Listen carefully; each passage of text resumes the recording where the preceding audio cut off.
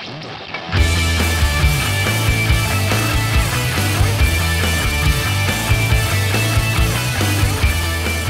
pa rin ako sa learning pa rin. 2 beses pa lang ako nakapaglaro ng gilas.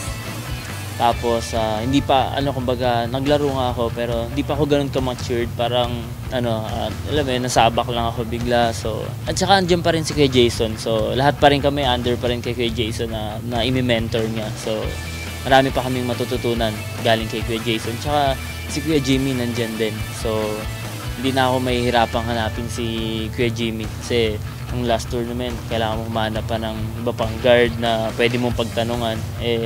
Wala dun sa si Kuya Jimmy, hindi ko na siya mahanap. Ngayon lagi nang nandiyan si Kuya Jimmy, so mas mabilis ko na siyang mahanap.